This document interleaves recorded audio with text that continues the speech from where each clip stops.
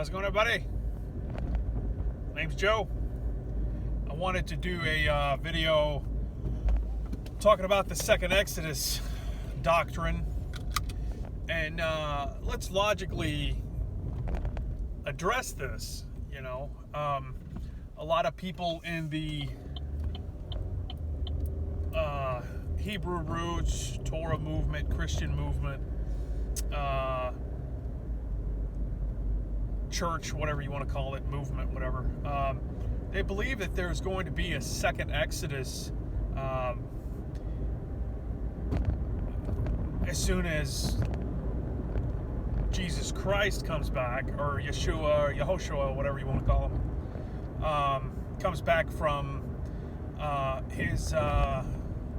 from the right hand of the Father, from the right hand throne that's up in the sky somewhere, that we can't really see, but it's up there.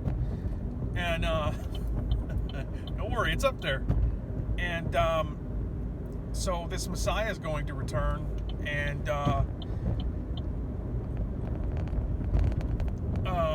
keep in mind, this Messiah has been gone, absent. I believe he's taken a long nap. He's been gathered unto his fathers, like the scripture says, as soon as a man dies. And truly, he is probably either in the Vatican City, under lock and key, or he is his bones and his bones are in Judea somewhere, but they believe that this Christ is going to come back, but what they don't realize is that they're so divided. They're so divided in doctrines. They're so divided in what they believe, that even if he was to come back, which is it's just highly impossible, they would know who the heck he was, and there would be many that would speak out against him and say, he isn't really the Messiah. He's just he's the Antichrist. We need to watch out for him, and we need to have faith, because there's going to be some miracles, and let's put him to the test. Let's see if he could turn water into vintage wine in one day without using grapes and having the winemakers stomp on some grapes, for a little while, and then having to age it. Let's see if he could turn water into wine, and let's see if he can multiply some of this bread that we have, some of this challah bread. And let's see if he could multiply some of this tilapia fish. That's what the scholars say the fish was that Yehoshua, or Jesus, made into. He multiplied it, right? He was good at algebra. And, he actually used algebra, outside of his outside of school, But anyway, he's not coming back. There's never been a man that has floated that has descended from the heavens to save his people. Even Moses, the Jews and the rabbis, they know this. They know that Moses was born unto a woman, was of a woman, and he was prepared during his lifetime for his task to come, right? And even the Moses story, I kind of call it to question, because Moses is the only man that God buried himself, right? That God,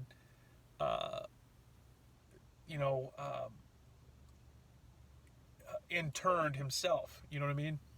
And so me being a former super Jew, and I still can go back to becoming what I used to be, but I just don't see God, coming down from the heavens, and I don't see how.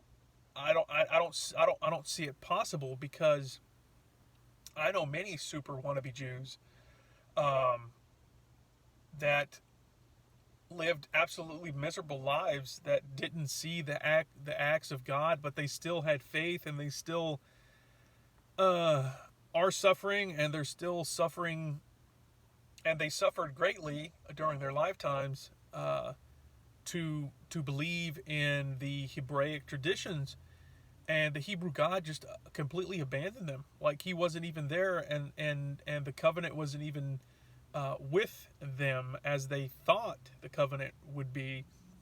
And I personally myself, I thought I had a covenant with this God, and I did everything in my power, but sacrifice, butcher a bunch of animals because I didn't have them. I live in the city, and I did everything but butcher animals to the Creator. You know what I mean? And so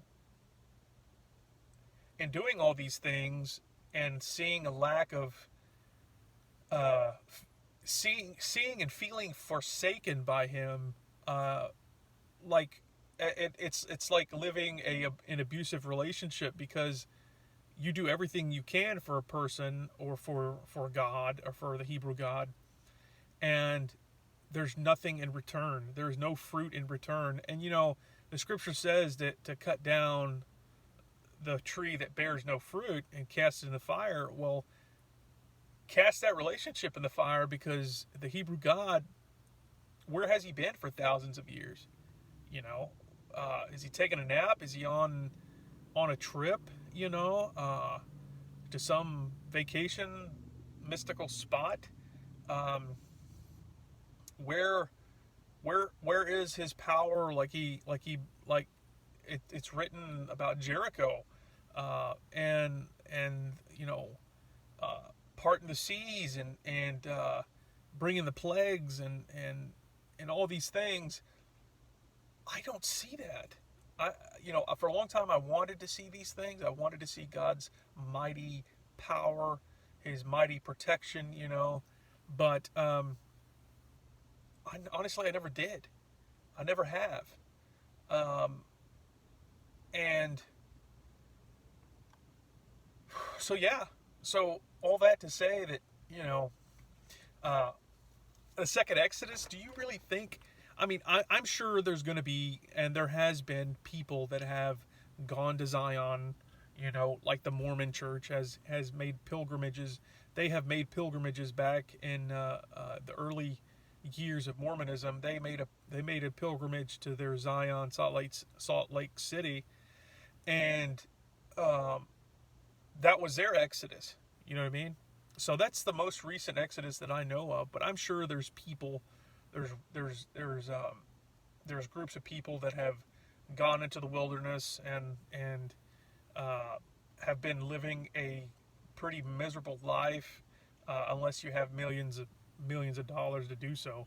But most believers that I've come across, they they hardly had enough to if they had anything, to go to the Feast of Tabernacles. You know what I mean? And it's sad, because here we are, uh, believing in this mighty God, and this mighty God has really forsaken a lot of them, and uh, it's sad. Yeah, I had a great time when I went to the feast and stuff like that, and of course I had a hard time um, uh, during my walk, um, but I could talk about that later.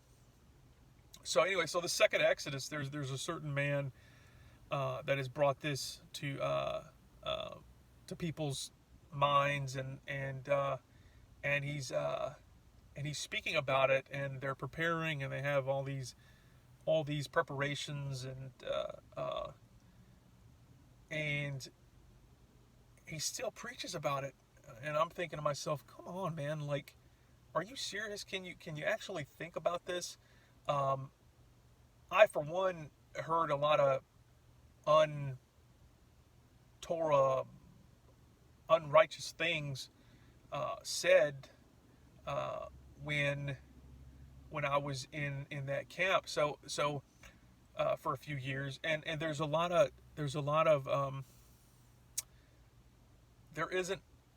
a lot of unity. There's a lot of division, doctrinal division, and obviously there's going to be, because you have thousands upon thousands of years of Christianity evolve and morph into this um, great tree of doctrines, and it has roots uh, that are that are in the ground with in many branches of ideas and theories and uh, doctrines is what I mean, and but yet the power of God is just it's not there. The provision of God is not there. Uh, the divine help is not there. How come? Ask yourself this question: how come you see unbelievers succeed more on earth than you do believers? You know, um, I wonder why. Maybe because they don't make self-inflicted limitations upon their lives, upon you know, upon uh, their families' lives, and it just doesn't make any sense. But anyway, that's you know, the wilderness, to go into the wilderness again. Um, it's a tough thing, because a lot of people that are believers, a good portion of them, uh, not all of them, but they're completely out of shape. Like I was camping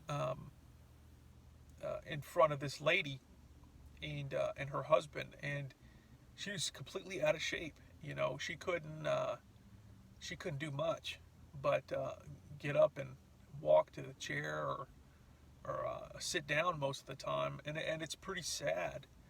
Um, it's sad because then again, you don't see God's healing power upon the earth. The God of the Hebrews seems to be asleep, or he seems to be off, uh, doing something else, or perhaps he was completely fabricated, and in order um, to have control over a group of people. Um, but who knows? You know what I mean?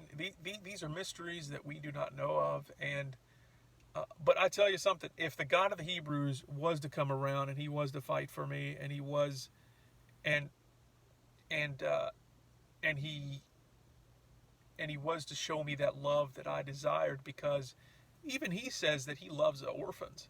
He loves the orphans and he fights for them. But I think it was just a placebo effect. I thought that I was on the winning team, but I lost many things. I lost sight of my career. Sorry about that. Um, let me see. Let me get the light on. I lost sight of my career. My license lapsed, and now I'm back on my feet. Now I'm trying to get back out there and um, do some great things. You know what I mean, with what I have, which is my body, my being, my hands, my my head, and yeah.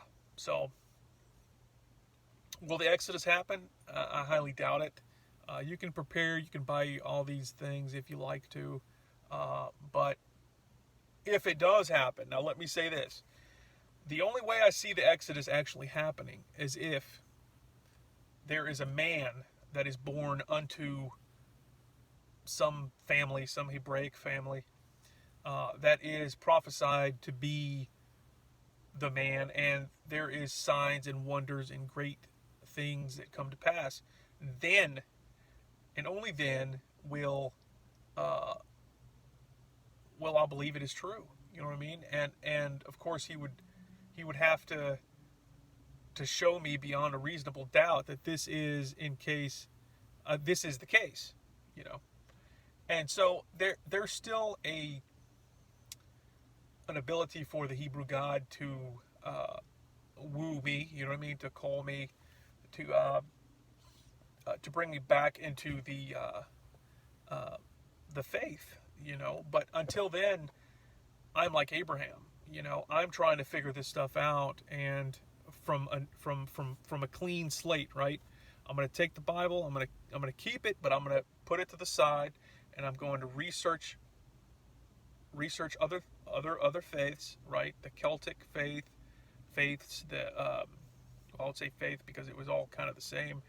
The Indo-Europeans, the Scandinavians, which is what they are, and the others. So I'm going to research this to figure it out, and I'm going to find out who truly is the God of power and might, the god or goddesses. Who knows, right? We're trying to figure this out from scratch. So anyway, if there is a god or a goddess or multiple gods and goddesses, then if they are real, then they will fight for those that they love. They will do what they can for those that they love.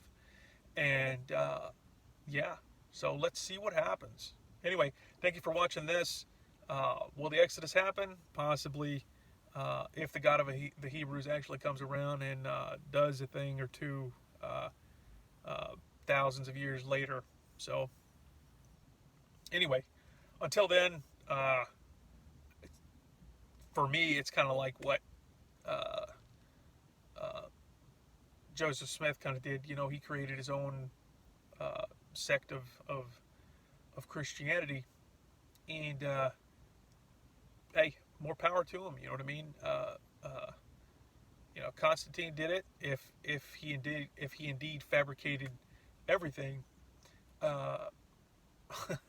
So anyway, so we'll see what happens. You know what I mean?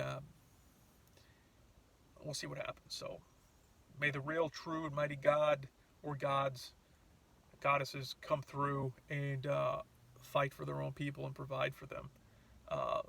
And may the truth be revealed, right? Anyway, will the Exodus happen? I doubt it, but you can believe whatever the heck you want to believe, right? Don't make it true, and it don't make it, and it won't make it come to pass. Anyway, see you later.